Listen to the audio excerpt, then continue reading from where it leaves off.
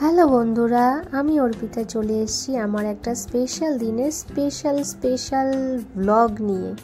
তো দেখতে থাকো পুরো ভিডিওটা, কেউ স্কিপ করো না। আশা করি তোমাদের ভালো লাগবে, আর যদি ভালো লাগে তাহলে প্লিজ একটা লাইক করে দিও। তো ব্লগটা আমি আগের দিন রাত থেকে শুরু করছি, আমার বেবি শাওয়ার 7 মান্থে, সেই ব্লগটাই তোমাদের সাথে আজকে শেয়ার করব। তো মা দেখো কি নিয়ে এসছে, অনেক জিনিসপত্র নিয়ে এসছে সাথে যেগুলো লাগে। এই একটা কাপড় এনেছে, এটাকে কি বলে জানি না, আমার এখন মনে পড়ছে না, পরে মনে পড়লে তোমাদের অবশ্যই বলবো। আর দেখো এখানে অনেক কিছু জিনিসপত্র মা নিয়ে এসেছে টুকিটাকি, তো সেগুলি মা বার করে দেখাচ্ছে। আর বাবা মা এসছে তো, আর এটা হচ্ছে গুড মর্নিং সবাইকে পরের দিন সকালবেলা। তো দেখো আমি এখানে হলুদটা বেটে নিচ্ছি। এই আমার সিঁড়িটার মধ্যে একটুখানি হলুদ, মানে শাশুড়ি বললো একটু হলুদ ছোঁয়াতে হয়, তো তাই জন্য। তো শাশুড়ি কোনো নিয়ম কাজ তো করবে না, উনি মানে খুব অনেক কিছু, তো উনি তাই জন্য বলে করবে না। তাও আমি অনেক জোর করে বলেছি ওনাকে রান্না করতে, জানো তো, যে না তুমি সারা বছর যখন রান্না করে খাওয়াও তাহলে আজকেও কিন্তু তুমি রান্না করে খাওয়াবে, মানে আমার মা আর শাশুড়ি মা দুজনে মিলেই রান্না করে খাওয়াবে। আমার মনে হয় যে মারা যদি কিছু করে দেয় তাতে কোনো কিছু খারাপ হয় না। সবাই মারা কষ্ট করে সব কিছু করে, যে কোনো মারাই হোক কষ্ট করে সব কিছু করে, তা তাদের নজর কি লাগতে পারে? তো এই করে আমি এখন হলুদ মেখে নিজে একাই যাই হোক স্নানটা করে আসলাম, স্নান করে চলে এসেছি। আর জানো তো ভীষণ গরম ছিল, প্রচণ্ড গরম, মানে একদম মানে কোনো কিছু মানে এসি ছাড়া একদম থাকা যাচ্ছে না। তো অনেক সকালে কিন্তু উঠেছি, আর শাশুড়িও মা সবাই অনেক সকাল উঠেছে, যেহেতু সব কিছু করতে হবে। অনেক রকম তো নিয়ম থাকে, তো আমাকে যতটুকু নিয়ম করার ততটুকু কিন্তু দিয়ে রাখছে। এমনি কোনো লোকজন বড় করে অনুষ্ঠান আমরা করছি না, তার কারণটা অন্যরকম বলতে আমি বাড়িতে তোমরা দেখতেই পেয়েছো যে দোতলায় হাত দিয়েছি, মানে আমার ওপরটা কমপ্লিট ছিল না, সেটা করছি, তাই জন্য এখন লোকজন বলছি না। যদি সম্ভব হয় তখন 9 মান্থের বেবি শাওয়ারটা আমরা সেলিব্রেট করব। তো দেখা যাক কি হয়। তো এখানে দেখো ভাজা করবে শাশুড়ি, সব এখানে কেটে ধুয়ে জলে ভিজিয়ে রেখেছে। আর এখানে এখন পায়েসের জন্য দুধ বসিয়ে দিয়েছে, দুধটা এখানে জাল হবে। আর যেহেতু ঠাকুরের কাছে দিতে হবে তাই জন্য আগেই কিন্তু ঠাকুরের বাসনই করা হচ্ছে, ঠাকুরকে দিয়ে তারপরে কিন্তু আমাকে কিন্তু দেবে, এইরকম হচ্ছে নিয়ম।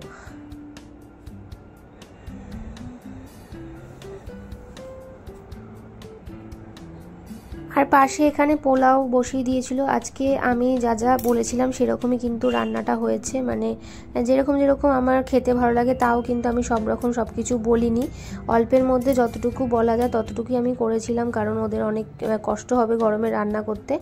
আর এখানে দেখো এটা হচ্ছে চষি বলে এটাকে, তো যেহেতু একদম অল্প পরিমাণে করা হচ্ছে না, তাই জন্য খুব একটা এটা ডিজাইন অনেক পাতলা করে করতে হয়। তো চষিটাও কিন্তু করা হবে আলাদা করে, আবার পায়েসটা করা হবে। চষি আমাদের 7 মাসের স্বাদে দিতে হয়, এটা নিয়ম। তারপরে এখানে আমি বসে পড়েছিলাম একটু আলতা পরতে, মা বললো আজকে একটু আলতা পরতে হয়। আমি ছোটোবেলা থেকে জানো তো আলতা পরতে ভালোবাসি, মানে মা যখন পরতো মাকে এরকম পাটা বাড়িয়ে দিতাম, মা পরে দিত, আর ওই আঙুলের ফাঁকে যখন দিত আমার কি কাতুকুতু লাগতো। এরকম তোমাদের সাথেও কি হতো? তা আজকে আর মাকে বলেছি না, মায়েরও কিন্তু পায়ে ব্যথা, তাই জন্য মা নিচে বসতে পারে না। বললাম না আমিই বসি, কষ্ট করে মা বলেছিল যে তুই বস আমি পরিয়ে দিচ্ছি, বললাম না আমিই থাক নিচে বসি, নিচেই পড়ি, নিজেই পড়তে থাকি। আর আমার একটু চওড়া করে আলতা পরতে ভালো লাগে, অনেকে আছে সরু করে পরে, কিন্তু আমার যখন আমি নিজের পায়ে পড়ি তখন আমার চওড়া করে পড়তে ভালো লাগে বেশ।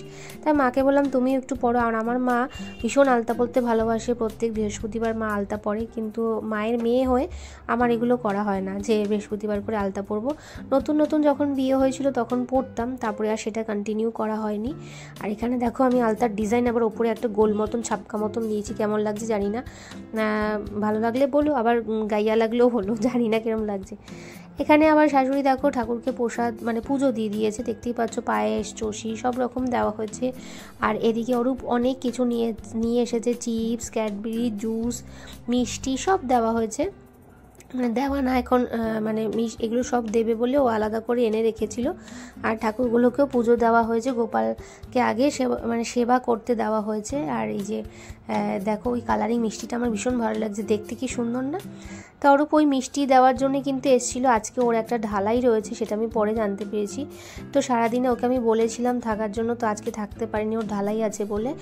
তো ওকে সারাদিন খুব মিস করেছি আসলে। বাচ্চার বাবা না থাকলে কিরকম একটা লাগে, বাবা বলে না, অরূপকে কোনো জায়গায় কোনো কিছুতে না থাকলে আমি খুবই মিস করি। আর এখানে দেখো ওই যে মা বলেছিলাম আগের দিন যে শাড়িটা এনেছিল, ও এটা এখন পরতে হবে, বুঝেছো? এটা পরেই কিন্তু মেন কিন্তু আসল কাজ হচ্ছে এটা পরেই। তো এটা কিন্তু একটা শাড়ি, এটাকে দোষী পাড়ের শাড়ি বলে, এরকম একটা কিছু একটা হবে। তো শাড়ি না একটা গামছা, সে তো বোঝার বিষয় না, কিন্তু গামছা যেরকম সাইজের হয় না সেরকম সাইজের। আর আমি পরেছিও এমনভাবে যে আমি বসতেই পারছিলাম না। দেখো এখানে কিভাবে বসেছি আমি।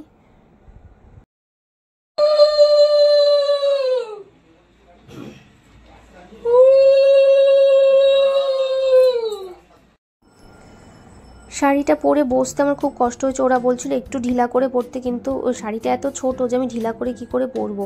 তো আমি নাইটির ওপরেই কিন্তু শাড়িটাকে পরেছিলাম, মানে ওইভাবে কোনো রকম করে জড়িয়ে গামছা টাইপের, যেরকম স্নান করতে যায় ওরকম করে পরেছি। আর এখানে এখন আমাকে দিয়ে নিচ্ছে কেন বলো তো, আমার ওষুধও খেতে হবে, আবার এতক্ষণ ধরে তো না খেয়ে থাকাও ঠিক না, মানে আমি যাতে কিছু খেতে পারি। তাই জন্য শাশুড়ি বললো যে আগে এটা নিয়ম করে করিনি, কারণ রান্না হতে অনেক বেলা হয়ে যাবে। তখন যদি খেতে বসি তাহলে বাচ্চা যে আছে তারও খিদে পেয়ে যাবে। আবার ঠাকুমা দিদা সেটা নিয়ে খুব টেনশন যে না আগে খেতে হবে। তো দেখো এখানে মাও দিয়ে দিচ্ছে, আর বাড়িতে আছেই দুজন যে দেওয়ার মতন যেরকম দিচ্ছে। আর বাবা এখন সানে গেছে, তাই আমরা বললো যে পরে বাবা দেবে। মা আমি তাও বলেছিলাম বাবা এখন দেবে না, তো বললো পরে দেবে। আর অরূপের জন্য সারাক্ষণ আমি অপেক্ষা করে কিন্তু আজকে বসেছিলাম যে অরূপ আসবে, আমাকে ও একটুখানি আশীর্বাদ করবে যে আমি যাতে ঠিকঠাক থাকি। তো এখানে দেখো আবার চলে এসেছি ঘরে। এখানে আমি এখন মেকআপ করেছি। হ্যাঁ, আমি নিজে একজন মেকআপ আর্টিস্ট, তো অ্যাজ আ মেকআপ আর্টিস্ট আমি নিজে মেকআপ করেছি, কিন্তু একদম লাইট মেকআপ করার চেষ্টা করেছি। জানি না কীরকম লাগছে, তোমরা অবশ্যই কমেন্ট করে জানিও। তো নিজে যতটুকু পেরেছি সেরেছি গরমে, মানে এই অবস্থায় তো আমার ঠিক ভালো লাগছিল না।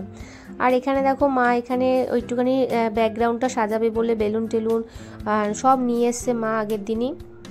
আর এই ফুলের মালাটা বাবা আবার নিয়ে এসছে, যে গাঁদা ফুল দিয়ে ওই ঠালা সাজানো হবে, মানে ঘর যতটুকু অল্প করে সাজানো যায়, যে আমি বসবো, এগুলো আমার খুব ইচ্ছা ছিল যে সাজানো হবে। তারপরে দেখে নাও এখানে আমার এই ফুল লুকটা। হ্যাঁ, এই শাড়িটা কিন্তু আমাকে অরূপ দিয়েছে, যেটা তোমরা অনেকেই বলেছো ভালো হয়েছে, সুন্দর হয়েছে, কোথা থেকে নিয়েছো দিদি, অনেকেই বলেছে। কিন্তু তো সত্যি জানি না শাড়িটা কীরকম লাগছে। মা অবশ্যই পরাতে হেল্প করেছে শাড়িটা, আর পুরো সাজটা কিন্তু আমি নিজে সেজেছি। তোমরা যদি কেউ এরকম লুক পেতে চাও কোনো সাদে কিংবা পার্টিতে কিংবা বিয়েবাড়ি ব্রাইডাল কিছু করতে চাও, তাহলে কিন্তু আমার সঙ্গে কন্ট্যাক্ট করতে পারো। হ্যাঁ, আমি নিজের প্রমোশন নিজেই করলাম, যেহেতু আমি অ্যাজ আ মেকআপ আর্টিস্ট, তাই জন্য বললাম। তো আমার সাজতে ভীষণ ভালো লাগে, নিজে সাজি কিংবা কাউকে সাজাই, সাজতে ভীষণ ভালো লাগে, সাজাতেও ভালো লাগে, সাজতেও ভালো লাগে। তো এখানে তাই জন্য সব কিছু যা দেখছো আমি কিন্তু নিজেই করেছি। তো কেমন হয়েছে, কেমন লাগছে আমাকে অবশ্যই কিন্তু তোমরা কমেন্ট বক্সে কিন্তু জানিও একটা ছোট্ট কমেন্টে। তারপরে দেখো এখানে আমি খেতে বসে পড়েছি। তো এখানে আমাকে সাজিয়ে ওরা তো দিয়েছে, সাজিয়ে গুছিয়ে এখন আশীর্বাদ করা হচ্ছে, আমার ছেলেকেও দিয়েছে। হ্যাঁ, স্বাদের সময় তো বাচ্চা অবশ্যই লাগে, কিন্তু আমার ঘরে তো আমার নিজের বাচ্চাই আছে, তাই জন্য আর কোনো লোককেও ডাকা হয়নি যে না, অবশ্য কাউকে তো নেমন্ত্রণ করা হয়নি যে না বাচ্চা থাকবে, তাই জন্য মানে ঘরেই ছেলে আছে, আর দরকার নেই কাউকে, যেহেতু করা হয়নি বড় করে অনুষ্ঠান কিছু করা হয়নি, যতটুকু নিয়ম ততটুকুই আমাকে দিয়ে রেখেছে ওরা। আর এখানে দেখো গরম এত, বাবা একদম খালি গায়ে চলে এসেছে, জামা পরা সত্যি করে প্রচণ্ড গরম ছিল, যে একটা কিছু গায়ে রাখা যাচ্ছিল না। কিন্তু আমি ফটো তুলবো বলে, আর এইগুলো যাতে স্মৃতি হয়ে থাকে, তাই জন্য কিন্তু আমার কিন্তু সবথেকে গরম বেশি, আমি এসি ছাড়া থাকতেই পারি না। সেইখানে আমার মতন মেয়ে, মানে আমার শাশুড়ির ঘরে এসি নেই, কিন্তু সেখানে বসে আমি মানে এত সেজে গুজে এত জামা কাপড় পরে আমি এখানে বসে রয়েছি শুধুমাত্র ফটো তোলার জন্য, মানে যাতে এগুলো আমার স্মৃতি হয়ে থাকে। কেন বলো তো, আমার ছেলের যখন হয়েছিল, মানে আমার এই ছেলের বেলা, তখন কিন্তু এরকম ফটো সেশন এসব কিছু ছিল না, কিন্তু ছেলের বেলা আমার বড় করে স্বাদের অনুষ্ঠান হয়েছিল। দেখো যে মা গিফট দিল, শাশুড়ি গিফট দিচ্ছে, হ্যাঁ সবাই কিন্তু টাকাই দিয়েছে। যে আমার পছন্দ মতো যাতে আমি কিছু কিনে নিই। আর এখানে দেখো এখানে থালার মধ্যে রয়েছে পোলাও, ভাত, অনেক রকম ভাজা, 5 রকম ভাজা হবে এখানে, আম, জাম, তারপরে লিচু, ইলিশ মাছ, চাটনি, ভেটকি পাতুরি, কাতলা মাছ, মাছের মাথা দিয়ে ডাল, আর একটা বড় মাছের মাথা। আর এখানে অরূপ দেখো যা যা ফ্রুটস, চকলেট, বিস্কিট আমি খেতে ভালোবাসি সব কিন্তু ও নিয়ে এসেছে। আর কি সুন্দর লাগছে না সাজানোটা, ওরা যে এত সুন্দর করে সাজাবে আমি ভাবতেই পারিনি, মানে সুন্দর হয়েছে সাজানোটা, মানে আর ব্যাকগ্রাউন্ডটাও দেখো কত সুন্দর করে সাজিয়ে দিয়েছে ছোট্টর ওপরে, ভীষণ খুব ভালো হয়েছে। আর এখানে দেখো আমার ছেলে এখন আমাকে খাওয়াবে, তো মারাই বলে দিচ্ছিল যে কিভাবে কি করতে হয়। প্রথমে 3 বার নাকে শুকে শুকে ফেলে দিতে হয়, আবার আমিও বলছিলাম এভাবে করতে, ও তো এসব কায়দা পায় না যে কিভাবে করতে হয়। ওকে সবসময় তো আমরা স্নান করিয়ে দিই, খাইয়ে দিই, সব কিছু আমি নিজে হাতে করিয়ে দিই, আমার মা করিয়ে দেয়, মানে আমার ছেলে মানে খেতেওটুকু নিজে হাতে পারে না, এরকম একটা ব্যাপার। অনেক বাচ্চা আছে ছোটো থেকেই খেতে পারে, নিজে হাত দিয়ে মাছ খেতে পারে, ভাত খেতে পারে, যা কোনো জিনিস খেতে পারে, কিন্তু আমার ছেলে করতে পারে না। আসলে আমার মা একটা কথা বলে যে বড় হলে ঠিকই করবে, এখন থেকে করানোর কি দরকার আছে। যেরকম আমি কিছুই তো পারতাম না, কিছুই তো করতাম না, খাটে বসে খেতাম, তাই বলে কি আমি এখন কিছু খাই না, নিজে হাত দিয়ে খেতে পাই না, নাকি ভাত মেখে খেতে পাই না, নাকি বাচ্চাকে খাওয়াতে পারি না। এরকমই মা বলে সব কিছুই সবাই শিখে যায় একটা সময়ের পরে, কাউকে শেখাতে আর হয় না। তো এখানে দেখো আমাকে খাওয়াচ্ছে, আর ছেলে হাসছে, ওইভাবে তো খাওয়াতে পারে না, আবার উল্টো করে বসেছে, তাই জন্য। আর ও না, মানে এই রিচুয়ালসটা যে ওকে দিয়ে করানো হয়েছে যে প্রথম খাবারটা ও আমাকে খাওয়াবে, মেখে খাওয়াবে, আর আমরা দুজনে এক থালায় বসেই খেয়েছিলাম, ও ভীষণ খুশি হয়েছে। আর জানো তো খেতে বসে আমাকে বলছে, মা আমার বেলা কি হয়েছিল, তো ওর সঙ্গে গল্প করতে করতে কিন্তু আমি খাবারটা খেয়েছিলাম আর ওকেও খাইয়ে দিয়েছিলাম।